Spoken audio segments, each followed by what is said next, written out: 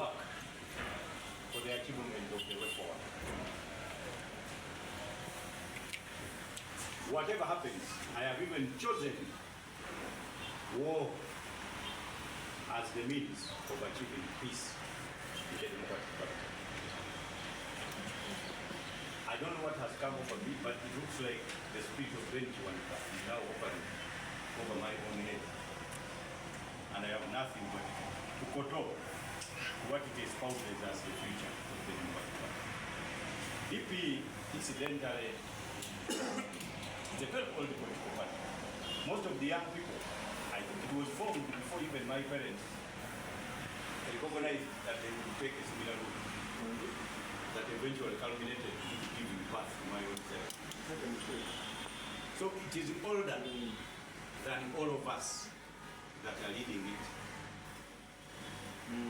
That is the difference between the Democratic Party and all the other parties in Uganda. Most of the political parties in Uganda are led by those that formed them. So clearly they are just nursery beds. They can determine either uproot, replant, they can even rename.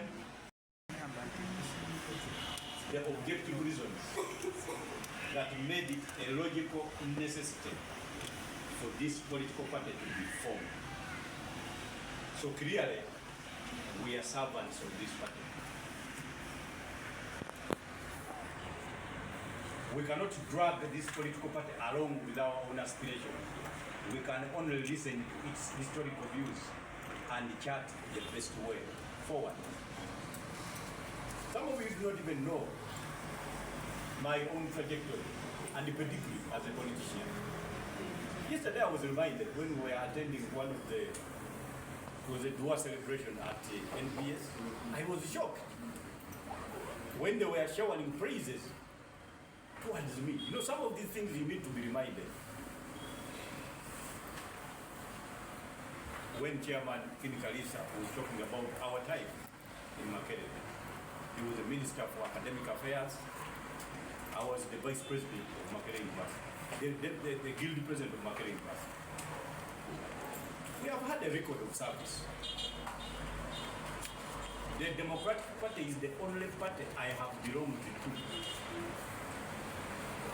In all my life, I don't know any other party I have belonged to.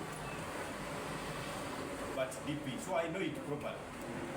A lot of other people have been oscillating between DP and the rest. I have not. My sole guiding principle is that of consequent and truthful logic.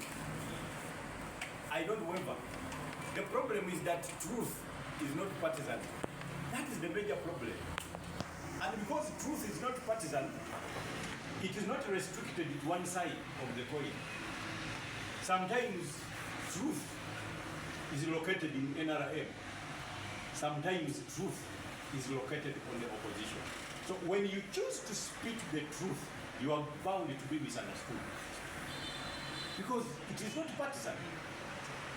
But we cannot have a country that is not aligned to the truth. We have got in leadership two types of leaders. Those that do the donkey work and those that take the credit. Incidentally, you, the media, you have always published persons that choose to take the credit and left out those that do the donkey work. Because clearly, it is a matter of discipline that we let our leaders shine for things that actually we have ourselves molded and handed over to them as finished products. As a leader, I have been elected to positions of leadership in DP. The first one being a finance minister when I was in my first year of Makerere University of Uganda Younger Democrats, unopposed. The second one, National Vice President, Uganda Younger Democrats, unopposed. The third one, National League Advisor of the Democratic Party, unopposed. And 3 times I have been elected Vice President of DP, unopposed. I have never been opposed for any position in DP. That one is not by mistake. And I want that to be calculated properly to the extent that when I choose a new path, I will still be an opposition. There are things I have done in any position of authority that I have occupied in the Democratic Party. When I became finance minister, I gave the Democratic Party leadership as a winning candidate for guild president of Makerere University. I won. For the DP, I handed it over to them. When I left, the DP lost. When I came to the country, I established a cross-sectional command structure of college Democrats and university Democrats all over Uganda. I remember there was a time when the movement almost killed me because they witch hunted me when I was moving throughout the country, establishing branches. I remember when we were establishing a branch at Gulu University, the authorities were directed to remove me from the main hall where I was coming to address students. I ran out of the hall pursuant to tear gas and stood on an ant-hill. That is where I addressed the students of Gulu University from. The next day, one of the students rang me and he told me that police is now digging out the ant-hill. So that is the kind of witch hunt that we have so far entertained as leaders of the DP. When I became the National League Advisor, the laws of Uganda did not allow the Democratic Party to front a single candidate to participate in elections of the East African Legislative Assembly. As the National Legal Advisor of the party, I discovered that the laws were inherently not in consonance and they violated the East African Community Treaty. I went to court in Tanzania. I argued a case for a whole year, defeated Uganda, obtained an injunction against Parliament until rules were to be amended to allow all parties to compete. Today I see all parties competing for the other without according me at least a pilgrimage to my home in order to thank me for the freedom that I established. I brought that freedom to all the political parties in Uganda, personally. I single-handedly handled the case, funded the case, I did the wonders. That is when I got elected as a member of the East African Legislative Assembly. I was the first DP to become a member of the YAG in Uganda. Before that, FDC and NRM were just sharing yellow slots. That hurdle, now we have competition in Parliament. Several people had tried to compete but had failed. The late Right Honourable Jacob Olanya had tried as independent but failed. The Right Honourable Anita Mongo had tried but failed. When I came, I made it. Some of you don't even recognize that those were former contenders for the other that did not make it. So when I spoke to the country, telling my president that it is wrong for you to run for speakership in that manner, you will not win, you will not get more than 20 votes. Some of you thought I was joking. I know that parliament. I have won elections in that parliament for 10 years, so I know. What happened? He emerged with 14 votes, including the one that he came with from home, that made it 15.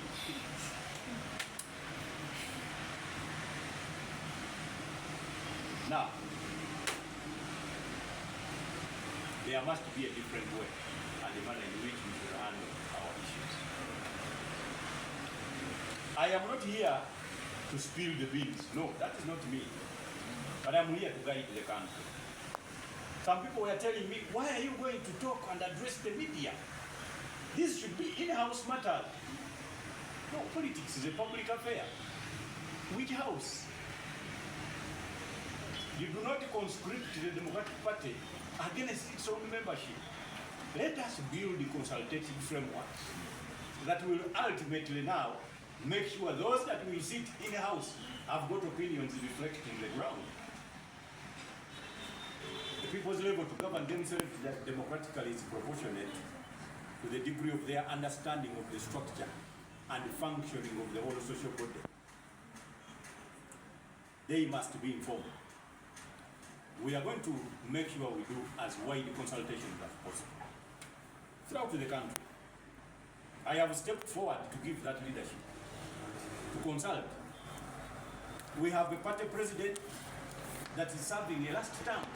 So we cannot sit and wait for him to just leave as if we are going to be capable of switching on now a new dispensation after his departure. He said bye to the delegates in Ibarara, so clearly this is his last term. You can see even the manner in which he's handling the DP affair. He's not consultative within DP. Majorly, he's more consultative away from the party. So that is why we need to now make sure we consult as much as we can. So my background, I have been in DP all through. As Vice President, what have I done? Some of you don't even go to, you go to YouTube, you will find some of these cases that Ugandans are not aware of. There is a case I lodged against 4 countries. Against Uganda, Rwanda, Burundi, and Tanzania. Because Ugandans are here, but you are unaware that you don't have access to justice on human rights causes. You're not aware. There is no justice you can access. Because for violation of fundamental human rights, you can't run to Uganda's courts. It is a chess in futility. Of course, we know that our courts are now almost punctuated by cadreship. So you can't run there and obtain judgment on fundamental respect for human rights. The available court is the African Court on Human and People's Rights. But all of these countries that I took to court do not allow citizens to sue. You know what? Because they signed a specific law that establishes that court, the African Protocol on Human and People's Rights, particularly Article 34, Clause 6, if I am not mistaken. I had to sue these countries because they are refusing to deposit declarations in that court as a requirement for you to be allowed to sue in that court. People like Segirinya, like who, they would have had redress for violations of their rights. People like Dr. Besigye now, who would be having a cause ongoing in the African court. I don't know what my colleague lawyers are doing in Uganda. The guy has no court of second application. There is no instance that he can run to. They keep on bringing him to courts, managed by those that have promised war against him. So which kind of justice is going to obtain? It is that court. I am still struggling. That was reference number 2 of 2012. When I sued the only objective we obtained during that period was that yes, the East African Court of Justice can handle matters related to the African Charter on Human and People's Rights. You journalists don't know these things, but you're supposed to know them. When I mention, you go and read. But that still sovereignty demands that the deposits can be brought as and when the partner states or state parties choose. But here in Uganda, access to justice, they need 48 hours. How does it take you 15 years without depositing after the establishment of the court? It is now idle. We keep sending judges to do nothing for Uganda. Those are struggles I have engaged in, but they are intellectual struggles.